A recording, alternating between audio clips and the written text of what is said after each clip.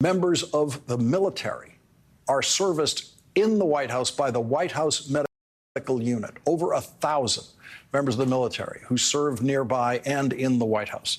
And so Dr. O'Connor reveals today that in this memo, many military personnel experience neurological issues related to their service.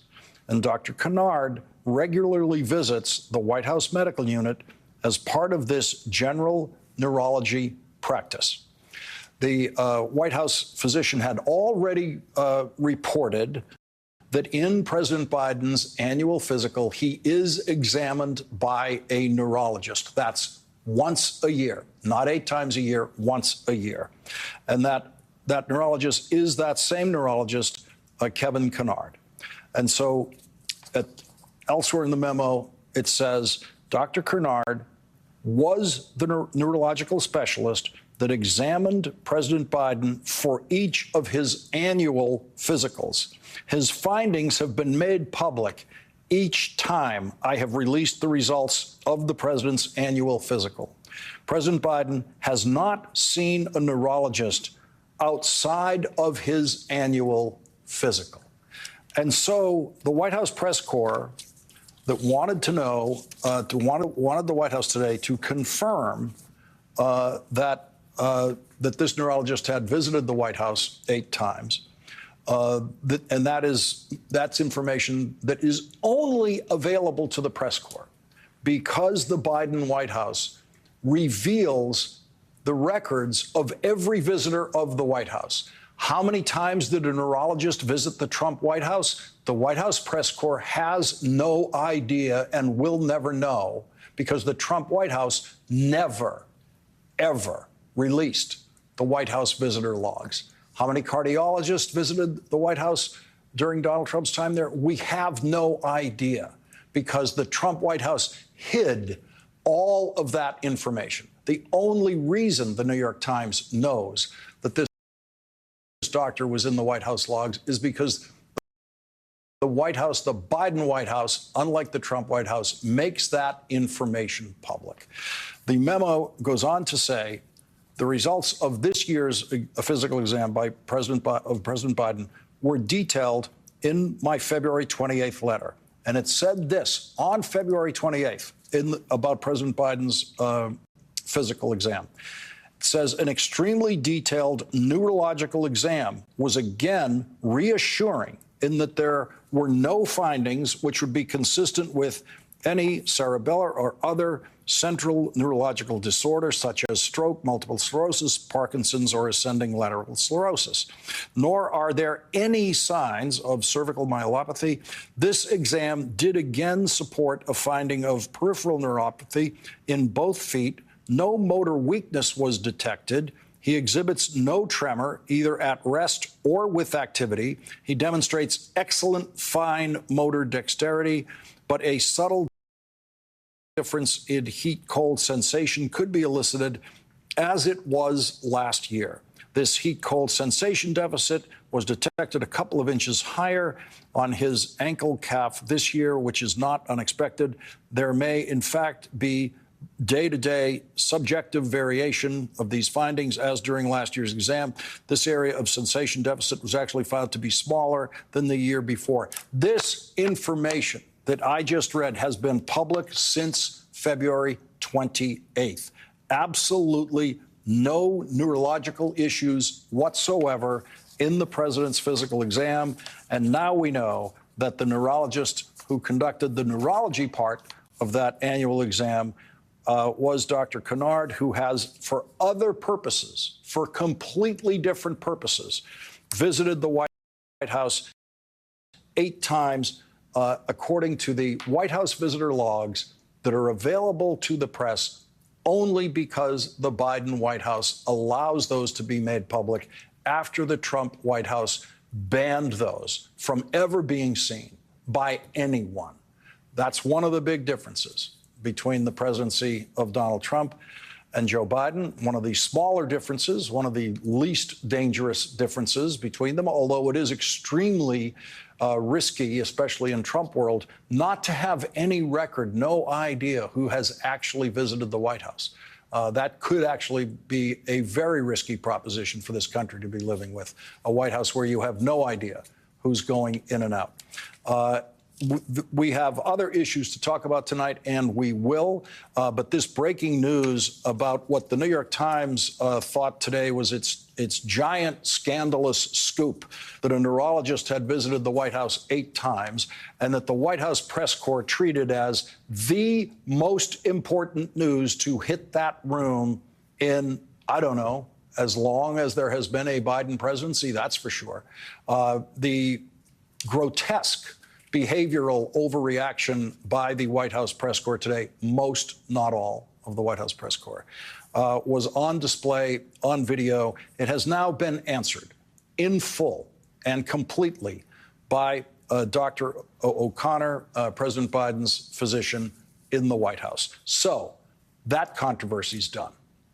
And the stock market's reaction to Joe Biden's renewed commitment today to stay in the race was to once again hit an all-time record high. The stock market has repeatedly hit new highs during Joe Biden's presidency, and it did once again today. I only wish I knew what the stock market was going to do tomorrow, but I don't. I don't know what's going to happen tomorrow in the stock market or anywhere else. There are a lot of people who think they do know what's going to happen tomorrow or what should happen tomorrow, especially in the presidential campaign, and their pontifications and predictions are plentiful. Dozens of articles and opinion pieces have appeared just in the New York Times alone about exactly how and why and when Joe Biden should drop out of the presidential campaign, along with some reasonable proposals and some utter fantasies about how to get new names on the Democratic presidential ballot. Most of those essays are fantasies by people who, in every important sense, do not know what they are talking about and wildly underestimate degree of difficulty and risk in their own proposals. And so, because I know anyone craving the cheap high of political prediction talk can easily find it elsewhere, I will humbly devote our coverage this hour to what actually happened in the presidential campaign today, that thing we call news. And I say humbly because in the age of Trump, I have found predicting to be impossible, for me anyway. Joe Biden began his day today the way he often does, with Morning Joe. This time, not just as a viewer.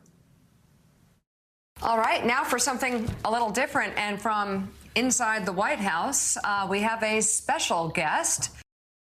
Joining us now, the 46th President of the United States and presumptive Democratic nominee Joe Biden, calling in to Morning Joe right now. Good morning, sir. Hey, Mika, I'm more than presumption. I'm going to be the Democratic nominee. There you go. Okay, well, Mr. President, that leads to the letter that we just received a few minutes ago. President Biden sent a letter to congressional Democrats this morning saying, quote, fellow Democrats, now that you have returned from the July 4th recess, I want you to know that despite all the speculation in the press and elsewhere, I am firmly committed to staying in this race, to running this race to the end and to beating Donald Trump. I have had extensive conversations with the leadership of the party, elected officials, rank and file members, and most importantly, Democratic voters over these past 10 days or so. I have heard the concerns that people have, their good faith fears and worries about what is at stake in this election. I am not blind to them. Believe me, I know better than anyone the responsibility and the burden the nominee of our party carries. I carried it in 2020 when the fate of our nation was at stake. I also know these concerns come from a place of real respect for my lifetime of public service and my record as president. And I have been moved by the expressions of affection for me from so many who have known me well and supported me over the course of my public life. I've been grateful for the rock-solid, steadfast support from so many elected Democrats in Congress and all across the country, and taken great strength from the resolve and determination I've seen from so many voters and grassroots supporters, even in the hardest of weeks. I can respond to all this by saying clearly and unequivocally, I wouldn't be running again if I did not absolutely believe I was the best person to beat Donald Trump in 2024. We had a Democratic nomination process, and the voters have spoken clearly and decisively. I received over 14 million votes, 87% of the votes cast across the entire nominating process. I have nearly 3,000 delegates, making me the presumptive nominee of our party by a wide margin. This was a process open to anyone who wanted to run. Only 3 people chose to challenge me. One fared so badly that he left the primaries to run as an independent. That's Robert Kennedy he's talking about. Another attacked me for being too old and was soundly defeated. That's Dean Phillips he's talking about. The voters of the Democratic Party have voted. They have chosen me to be the nominee of the party. Do we now just say this process didn't matter, that voters don't have a say? I decline to do that. I feel a deep obligation to the faith and the trust the voters of the Democratic Party have placed in me to run this year. It was their decision to make, not the press, not the pundits, not the big donors, not any selected group of individuals, no matter how well-intentioned. The voters and the voters alone decide the nominee of the Democratic Party. How can we stand for democracy in our nation if we ignore it in our own party? I cannot do that. I will not do that. I'm curious, there's a part of it where you talk about the fact that you got 14 million votes, 87% of the vote. It was an open process. You only had 3 people running against you. You have 3,900 delegates. And then you ask this question, do we now just say the process didn't matter, that the voters didn't have a say? I'm curious, is that an allusion also to Donald Trump and the fact that Democrats, you believe, may now be doing the same thing that Donald Trump tried to do in 2020, and that is overthrow the popular will of Democratic voters? Well, look, Joe, let me say it this way. The reason I've been out on the road so much all over the country, and while Trump is riding around in his golf cart, filling out his golf cart before he even hits the ball. But anyway, he hadn't been anywhere in 10 days. I've been all over the country, number one. And I've gone over the country for several reasons. One, to make sure my instinct was right about the party still wanting me to be the nominee.